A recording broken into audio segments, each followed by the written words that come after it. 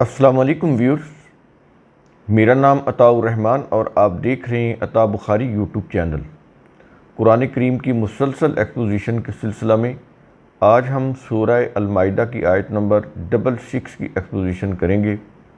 اس میں بات ہو رہی ہے اہل کتاب کی، اور اس آیت کے اندر تورات اور انجیل کو لے کر ان کو سمجھایا جا رہا ہے کہ اگر اس کی حقیقی تعلیم کے اوپر عمل کرتے یہ جو اہل کتاب ہیں، تو ان کے اوپر آسمان و زمین سے اللہ کا فضل، اس کا کرم، اس کی رحمت، اس کی برکت وہ نازل ہوتی، لیکن انہوں نے اپنی مفاد پرستی کی راہیں اختیار کیں اور کتاب اللہ سے منہ موڑ کر وہ اپنے نظریات کے اوپر چل پڑے جو کہ باطل تھے۔ اب یہ چیز سمجھائی جا رہی ہے، اب ان کو یہ چیز سمجھا کر مسلم کو بھی یہی کچھ سمجھایا جا رہا ہے کہ اگر تم اللہ کی کتاب یعنی قرآن کے اوپر عمل پیرا ہوگے اور اس کے اندر جو اللہ کے قوانین ضابطے دیے گئے ہیں اس کی روح سے اپنا نظام بناؤ گے اور اس کی پیروی کرو گے، تو پھر تم پر بھی آسمان و زمین سے اللہ کی برکتیں نازل ہوں گی۔ تو یہ چیز بڑی اہم ہے کہ کامیابی جو ہے وہ اسی میں ہے کہ انسان اپنے متعلق جو قوانین ہیں جو اللہ نے اس کو بنا کر دیے ہیں انہی کی روح سے اپنا نظام بنائیں۔ اگر وہ اپنی انفرادی مفاد پرستیوں کے نظام بنائیں گے، نظریات قائم کریں گے، تو اس سے ان کے لیے اس دنیا میں بھی تباہی ہے اور آخرت کی تباہی تو وہ پھر ابدی ہوگی، دائمی ہوگی۔ تو شروع کرتے ہیں آیت نمبر 66۔ الفاظ ہیں وَلَوْ أَنَّهُمْ أَقَامُوا التَّوْرَاةَ وَالْإِنْجِيلَ، اور اگر وہ بلا شبہ تورات اور انجیل کو قائم کرتے۔ یہاں پہ قائم کرنا سے مراد ہے اسٹیبلش کرتے، یعنی تورات اور انجیل کے اندر جس نظام کے قوانین ضابطے دیے گئے ہیں اس کی روح سے اپنا نظام بناتے، اس سسٹم کو ڈیولپ کرتے، اسٹیبلش کرتے، تو یہ اس کے معنی ہے۔ اور اگلی بات کیا یہ رہا ہے، کہتا ہے کہ وما، اور اس کو قائم رکھتے جو کچھ، یہ جو آگے بیان کیا جا رہا ہے، کہہ رہا ہے کہ انزل الیہم من ربہم، ان کی طرف نازل کیا گیا ان کے رب کی طرف سے۔ تو اس کے بعد بھی جو کچھ نازل ہوتا رہا، جیوز، کرسچن آگے چلتے رہے، تو کیا یہ رہا ہے کہ ان کے بعد بھی، یعنی یہ جتنے بھی زمانے یا ادوار گزرے ہیں، تو آخری نبی محمد صلی اللہ علیہ وسلم ان تک وحی کا نزول ہوتا رہا۔ اس کے بعد تو وحی کا سلسلہ اور سلسلہ نبوت و رسالت بند ہو گیا۔ تو کیا یہ رہا ہے کہ جو کچھ ان کے رب کی طرف سے نازل کیا گیا، بعد میں بھی اگر یہ سمجھ جاتے، اس کے اوپر آ جاتے، اللہ کی جو وحی ہے، اس کے جو ضابطے ہیں، قوانین ہیں، تو اب بھی اگر آ جائیں، یہ نہیں کہ یہ اس دور کے لیے کوئی بات ہو رہی ہے، نہیں، اب بھی ایسا ہی ہوگا۔ اب بھی اگر دنیا میں جو بھی قوم ان ضابطوں کے اوپر آ جائے جو وحی کے ضابطے ہیں، جو کتاب اللہ کے اندر ہیں، تو ان کے اوپر آسمان و زمین ہر طرف سے، اوپر نیچے ہر طرف سے اللہ کی برکت، اس کا رزق، اس کا فضل نازل ہوگا۔ نازل ہونے سے مراد یہ ہے کہ ان کے لیے آسانی ہو جائے گی، رزق کو حاصل کرنے میں، برکت کو حاصل کرنے میں انہیں آسانی حاصل ہو جائے گی، وہ آسانی سے ان برکتوں کو، نعمتوں کو حاصل کر لیں گے۔ یہ مطلب یہ نہیں کہ اوپر سے کوئی چیز گر رہی ہے تو وہ کھا لیں گے، یا مال و دولت یا کوئی کھانے پینے کی چیزیں، ایسا نہیں ہے۔ نظام، چونکہ نظام بناتے ہیں نا، تو اس نظام کے اندر پھر آسانی ہو جاتی ہے چیزوں کے حصول کی۔ اگر نظام ہی نہیں ہے تو آپ کیسے ان چیزوں کو حاصل کریں گے؟ اس کے لیے تو پھر ایک نظام بنایا جاتا ہے۔ نظام بنانے کا مقصد ہی یہی ہوتا ہے کہ معاشرے کا جو جتنے بھی ادارے ہیں، شعبے ہیں، ان کو ایک سسٹم کے تحت چلایا جائے، سب لوگوں کو سیکیورٹی ملے، تحفظ ملے، روزگار ملے، بنیادی ضروریات زندگی ملیں، تو اس لیے نظام بنایا جاتا ہے نا۔ تو اگر وہ نظام اللہ کے قوانین کی روح سے بنایا جائے تو اس میں پھر مساوات ہوگی، اخوت ہوگی، یعنی بھائی چارہ ہوگا، اس میں عدل و انصاف ہوگا، اس میں کسی کے ساتھ ظلم نہیں ہوگا، کوئی استبدادی قوت وہ نہیں ہوگی، کوئی کسی کا مال نہیں چھین سکے گا، کوئی کسی کو نقصان نہیں پہنچا سکے گا۔ تو اس کے لیے ایک نظام چاہیے، تو وہ نظام جو کتاب اللہ کے قوانین اور ضابطوں پر مبنی ہو، اس نظام کی تو پھر یہی خصوصیات ہیں کہ اخوت ہوگی، عدل و انصاف ہوگا، مساوات ہوگی، رزق کی مساوی تقسیم ہوگی، کسی کے ساتھ ظلم نہیں ہوگا۔ تو یہ چیز ہے، کہتا ہے کہ اور اس کو قائم رکھتے جو کچھ کیا یہ رہا ہے کہ انزل الیہم من ربہم، ان کے رب کی طرف سے نازل کیا گیا۔ جو نازل کیا گیا وہ تو کتاب اللہ کے اندر ہے، کتاب اللہ سے باہر نہیں، کسی بھی مذہبی کتاب کے اندر نہیں، صرف کتاب اللہ کے اندر ہے۔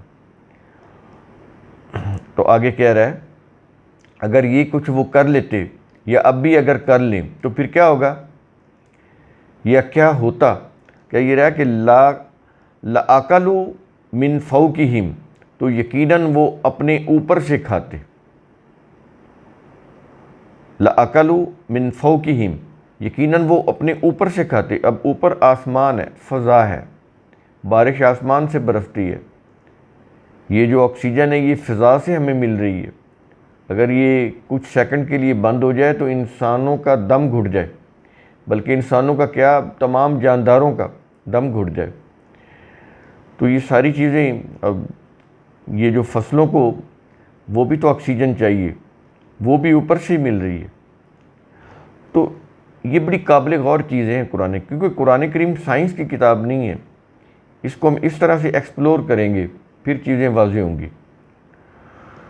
تو یقیناً وہ اپنے اوپر سے کھاتے، آسمان سے ان کے اوپر برکتیں نازل ہوتی۔ یہ ہے، میں نے بتایا کہ برکت کا نازل ہونا کیا ہوتا ہے۔ کسی چیز کو نظام بنا کر حاصل کرنا آسان ہو جاتا ہے، یہ ہے کہ اس کے لیے نظام بنانا پڑتا ہے۔ یہ نہیں کہ کوئی چیز بنی بنائی اوپر سے نازل ہو جاتی ہے۔ یہ قرآن کریم کا انداز ہے بات کرنے کا، اس کو سمجھنا پڑے گا۔ اور اگلے الفاظ میں کہتا ہے کہ وَمِن تحت ارجلہم، اور اپنے پاؤں کے نیچے سے کھاتے۔ پہلے کہا کہ اور یقیناً، تو یقیناً وہ اپنے اوپر سے کھاتے۔ آپ کہہ رہے ہیں کہ اپنے پاؤں کے نیچے سے کھاتے، نیچے زمین ہے، یہ جتنی بھی پیداواری صلاحیت ہے زمین کے اندر رکھ دی گئی ہے۔ جتنے بھی یہ اناج، غلہ، پھل، سبزیاں زمین سے اگ رہی ہیں، جتنے بھی یہ دریا ہیں، نہریں ہیں، یہ زمین کے اندر ہیں، جتنی بھی یہ معدنیات ہیں، گیسز ہیں، زمین کے اندر ہیں۔ اب یہ دیکھیں ایک چیز کے اندر کتنی چیزیں آ جاتی ہیں کہ اپنے پاؤں کے نیچے سے کھاتے، یہ اشارہ ہے زمین کی طرف۔ تو ساری چیزیں تو زمین کے اندر ہیں، پیداواری خزانے، پیداواری صلاحیت زمین کے اندر رکھی ہوئی ہے، اور خزانے بھی رکھے ہوئے ہیں، یہ میٹل جو زمین کے اندر ہے، معدنیات، نمکیات، گیسز، پیٹرولیم، یہ جتنی بھی جلانے والی یہ گیس، قدرتی گیس، یہ ساری زمین کے اندر ہے۔ فضاؤں کے اندر بھی گیسز ہیں۔ تو یہ ساری کارآمد چیزیں ہیں۔ انسان کا یہ جو کارخانہ ہے کائنات ہے، اسی سے چل رہا ہے، انسان کا روزگار انہی چیزوں سے چل رہا ہے۔ سورج کی روشنی نہ ہو، نہ فصلیں پکیں، نہ کوئی اور کام ہو سکے، تو کتنے کام ہیں جو سورج کی روشنی میں سر انجام پا رہے ہیں۔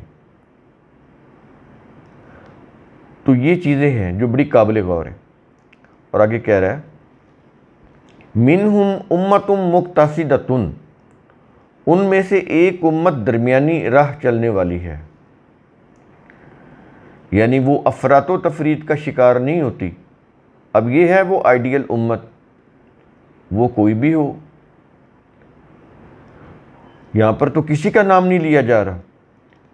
جو امت بھی اللہ کے قوانین ضابطوں کے اوپر آئے گی، اس کی روح سے نظام بنائے گی، اعتدال پسندی اختیار کرے گی، تو وہ اس کیٹیگری میں آ جائے گی۔ تو ان میں سے ایک امت درمیانی راہ چلنے والی ہے۔ اب یہ دیکھیں، یہ جو جیوز اور کرسچن کو ہی اگر لے لیں تو انہی کی بات ہو رہی ہے کہ ان میں سے ایک امت درمیانی راہ چلنے والی۔ سارے ایسے نہیں ہیں، جیسا کہ ہمیں مذہب کی روح سے بڑی تنگ نظری اور شدت پسندی سکھائی گئی ہے کہ تمام جیوز ہی ایسے ہیں، تمام کرسچن ہی ایسے ہیں۔ بالکل ایسی بات نہیں ہے، وہ تو قرآن خود گواہی دے رہا ہے کہ ان میں سے ایک امت درمیانی راہ چلنے والی ہے۔ تو اگر نہیں ہے تو ہمارے ہاں نہیں ہے، کیونکہ وہ غور و فکر کرتے ہیں، تدبر کرتے ہیں، ریسرچ کرتے ہیں، ان کے اندر یعنی یہ جو مذہبی تعصب ہے یہ بھی ہماری نسبت کم ہے۔ تو یہ چیزیں جب ہم ان کے اوپر آئیں گے، ہم جب مساوات، عدل و انصاف، اخوت کے جذبات اپنے اندر پیدا کریں گے اور تنگ نظری سے کام نہیں لیں گے، وسط نظری اختیار کریں گے، تو اس میں پھر یہ ہوگا کہ ہمارے اندر بھی ایک درمیانی امت پیدا ہو جائے گی، درمیانی راہ چلنے والی امت۔ ہمارے اندر بھی اچھے لوگ ہیں، ایسی نہیں ہیں، لیکن جو میجورٹی ہے وہ شدت پسندوں کی ہے، ایکسٹریمسٹ۔ وہ اس کا تعلق کسی بھی فرقہ سے ہو، آپ نوٹ کیجئے گا، ہر فرقہ اپنے آپ کو صحیح کہہ رہا ہے، دوسرے کو کافر کہہ رہا ہے۔ ہر فرقہ اپنے آپ کو جنتی کہہ رہا ہے، دوسرے کو جہنمی کہہ رہا ہے۔ کفر کے فتوے دے رہے ہیں، واجب القتل کہہ رہے ہیں، اور یہ ساروں کا ہی یہ کلیم ہے کہ ہم مسلم ہیں، لیکن آپس میں وہ لڑ رہے ہیں، ایک دوسرے کے خون کے پیاسے ہو رہے ہیں، نفرت اور عداوت ایک دوسرے کے اندر بھری گئی ہے۔ تو میجورٹی تو پھر ایکسٹریمسٹ لوگوں کی ہے نا ہمارے ہاں۔ یہ چیز نہیں ہونی چاہیے۔ یہ کیسے ختم ہوگی؟ جب آپ خالص قرآن کی تعلیم کے اوپر آئیں گے۔ یہ جو قرآن کی تعلیم ہے یہ انسان کو ماڈریٹ بناتی ہے، معتدل بناتی ہے، متعصب پسندی کو ختم کرتی ہے۔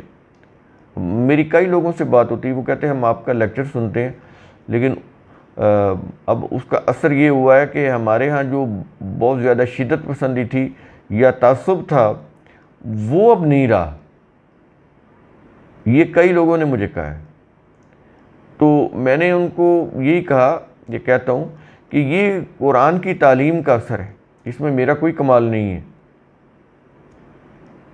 تو بڑی یہ جو تعلیم ہے قرآن کی، یہ بہت زیادہ، یہ جو مینٹل نورشمنٹ ہے اس کے لیے بڑی لازمی چیز ہے، یہ بہت اہم چیز ہے یہ۔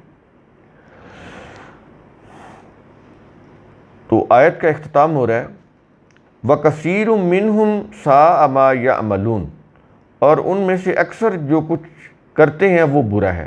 اب دیکھیں آیت کے آخر میں نچوڑ بتا رہا ہے کہ میجورٹی ان کی جو ہے وہ جو کچھ کرتے ہیں وہ برا ہوتا ہے، لیکن اس کا مطلب یہ نہیں کہ وہ سارے کے سارے ایسے ہیں، نہیں، ان میں سے اچھے لوگ بھی ہیں، چاہے جیوز ہوں یا کرسچن ہوں یا ہمارے ہاں مسلم ہوں، لیکن میجورٹی جو ہے وہ اہل کتاب میں ان لوگوں کی ہے جو برا کرتے ہیں۔ یہ نہیں ہونا چاہیے۔ وہ برا کیوں کرتے ہیں؟ کیونکہ ان کے جو مذہب ہوتے ہیں، ان کے جو فرقے ہوتے ہیں، ان کے جو مسالک ہوتے ہیں، وہ ان کی برین واشنگ ہی ایسے کرتے ہیں۔ ان کے جو احبار اور رہبان ہوتے ہیں، علماء اور مشائخ، وہ ان کی ایسی برین واشنگ کرتے ہیں، ایسی ان کا مائنڈ سیٹ بناتے ہیں کہ وہ ان کے اندر نفرت، بغض، عداوت ایک دوسرے کے خلاف بھر دیتے ہیں، اور کتاب اللہ کا جو اصول ضابطے ہیں اس سے ہٹا دیتے ہیں، اپنے اپنے مسالک کے اوپر چلاتے ہیں۔ اس سے ہوتا یہ ہے کہ وہ جو کچھ کرتے ہیں، ان کی میجورٹی جو کچھ کرتی ہے وہ برا کرتی ہے، یہ چیز کہی جا رہی۔ تو قرآن کریم کا اصول ثم تتفکروا، اس کی روح سے آپ خود بھی سوچا کریں، سمجھا کریں، غور و فکر کیا کریں۔ شکریہ۔